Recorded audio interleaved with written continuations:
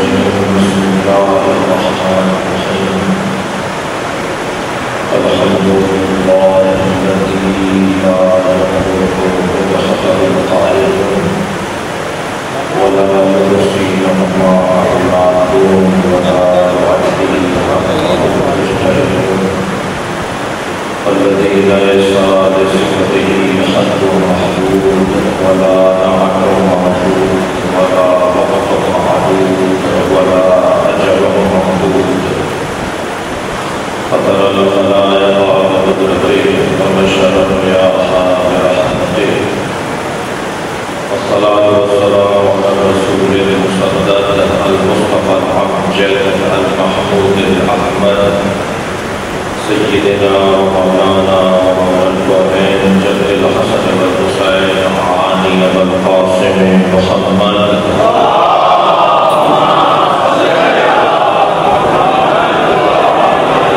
وآل الطيبين الطاهرين المعصومين الذين قال الله إنما يريد الله ليذهب عنكم الرجس أهل البيت ويطهركم تطهيرا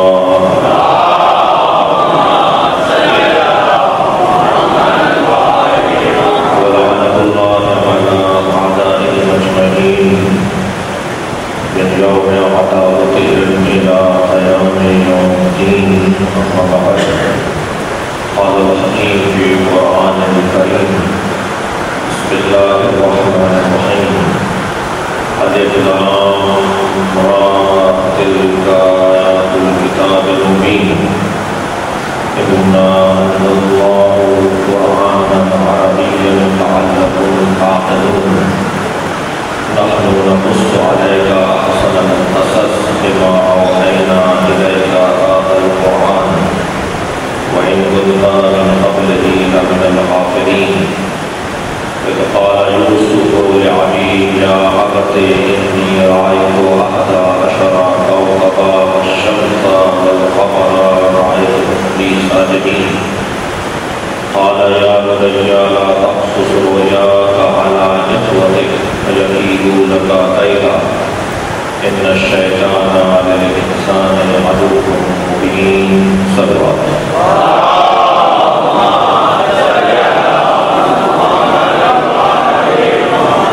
سورہ والے یوسف قرآن مجید کا 12واں سورہ ہے اور یہ سورہ سال گزشتہ انہی ایام میں اس کی تفسیر پر اور اس کے مندرجات پر غور کرنے کی غرض سے شروع کیا گیا۔ سال گزشتہ یہ 14 مجلسیں تھیں، اس دفعہ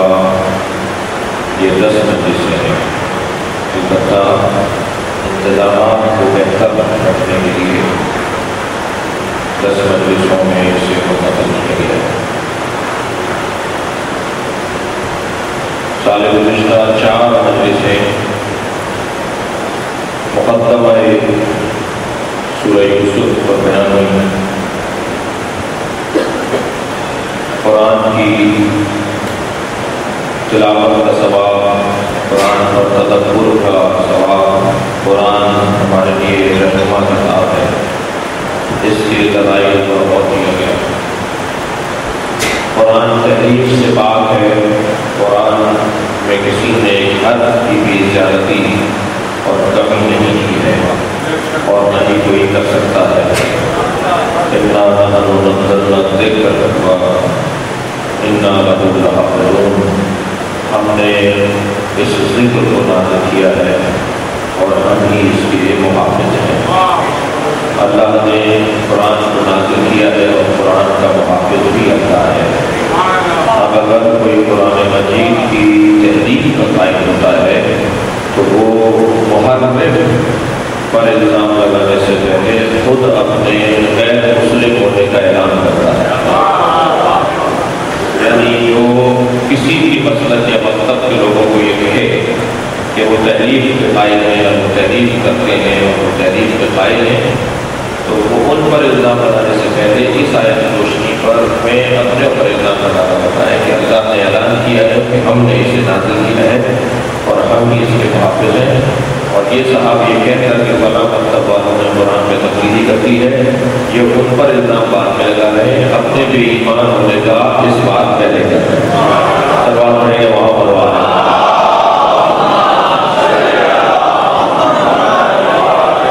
इस पर हमने बहुत ही तफसील से, और जैसा मुझे मैं बताने कर रहा था अपने पुराने कागज़ों को देख रहा था कि हमने पिछले साल क्या किया था,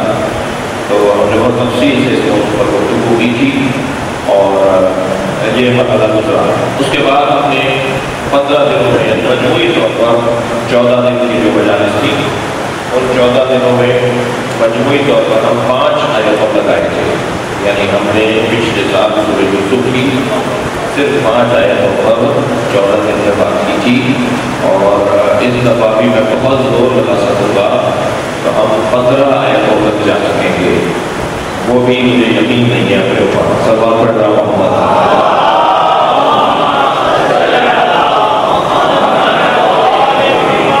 आज एक अहले सुन्नत के मुफ्ती साहब के साथ हमने एक रसाले पर थे शाम की इफ्तारी में, तो उन्होंने कहीं इश्तहार से कहा, शायद अखबार में भी इश्तहार है, यकीनत है जब अखबार में भी आज सुन्नत तशरीह का इश्तहार है,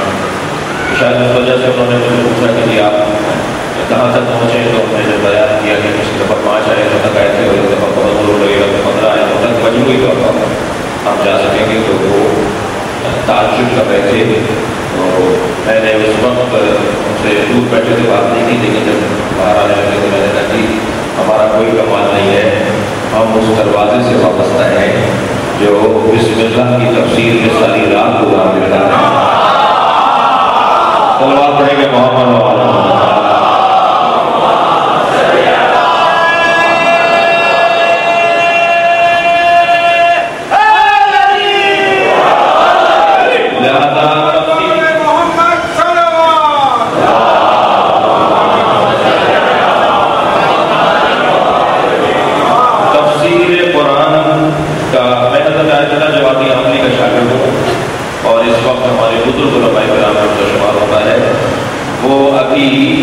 सूरह यूसुफ यानी 12वें सूरह पर पहुँचे हैं।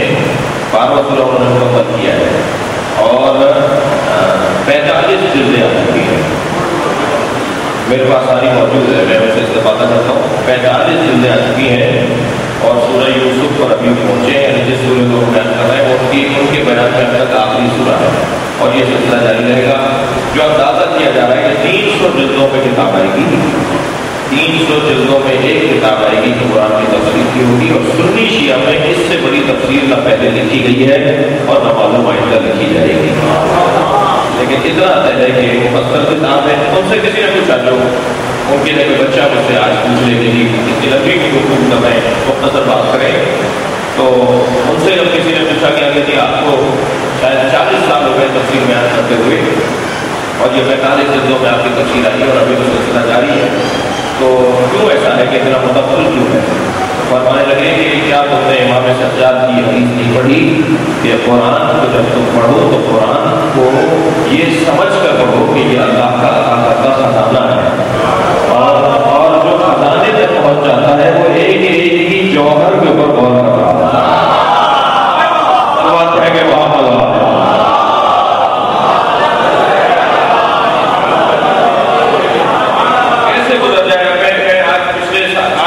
हमारी पिछली 15 मजलिस 14 मजलिसों का खुलासा है, यानी कल से हम 6 आयत पढ़ेंगे। लेकिन पिछले साल हमने 14 दिनों में क्या किया वो मैं कोशिश कर रहा हूँ कि आज 45 मिनट में बयान करूँ। तो ये 5 आयतें जो हमने पिछले साल बयान की, तो मैंने जो भी तिलावत की आपके सामने, अलिफ लाम रा तिल्का आयातुल किताबिल मुबीन। अलिफ लाम रा ये आशिक और माशूक की गुफ्तगू है, लिहाजा अलिफ लाम रा का तर्जुमा भी अलिफ लाम रा ही है।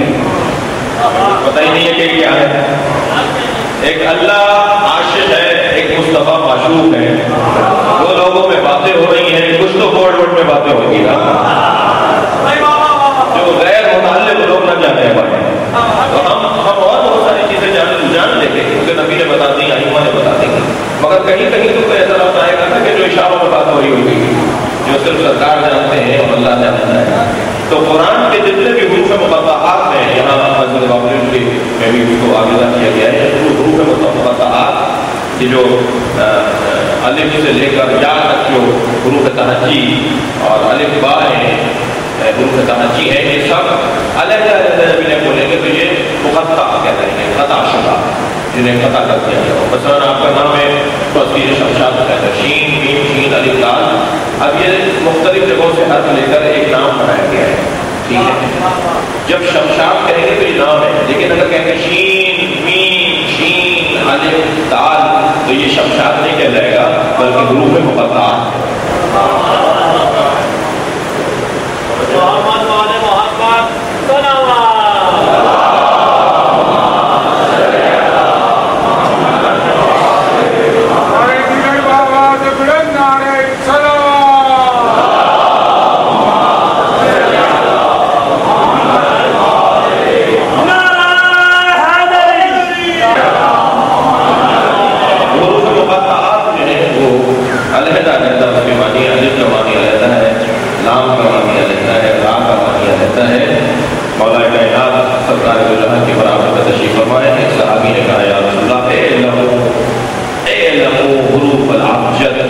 ہمیں حروف ابجد کا علم عطا کرے، یہ الف لام را الف با با تا، اس کے معنی کیا ہے، یہ الگ الگ ہیں۔ تو مولا کائنات کی طرف سرکار نے اشارہ فرمایا، مولا نبی نے اشارہ فرمایا اور فرمایا کہ علی تم انہیں بتاؤ کہ حروف مقطعات یعنی حروف ابجد کا علم کیا ہے۔ تو آپ نے خطاب فرمایا اور اس سلسلہ حضرت کا بیان جاری رہا کہ آپ صرف لفظ الف کے اوپر، حرف الف کے اوپر بہت دیر ٹھہرے رہے اور الف کے آپ نے بہت سے معنی بیان کروائے۔ مجھے جو سب یاد ہے کہ ہم نورمان میں کوئی 10 معنی مولا علی نے بیان فرمائے کہ الف کے یہ معنی ہے، یہ معنی ہے، یہ معنی ہے۔ ہم ایک دفعہ سرکار کے جہاں کی عظمت پر، سیرت اور نبی کی فضائل کے اوپر بات کرتے ہوئے مقالہ لکھنا مطلوب تھا، تو لفظ محمد جو ہے نا، میم ہا میم دال، یہ اگر ہم اس کو علیحدہ معنی کریں کہ میم کے کیا معنی ہے، ہا کے کیا معنی ہے، پھر ڈبل میم ہو جائے، ایک نام میں 2 میم آ جائے تو اس کی طاقت کتنی بڑھ جائے گی۔ ایک میم کی یہ طاقت ہے اور وہی میم اگر تکرار ہو جائے کسی نام کے اندر تو اس کی طاقت اور کیا ہو جائے گی، اور دال کے کیا مطلب ہے، تب سمجھ میں آئے گا کہ محمد کا کیا مطلب ہے۔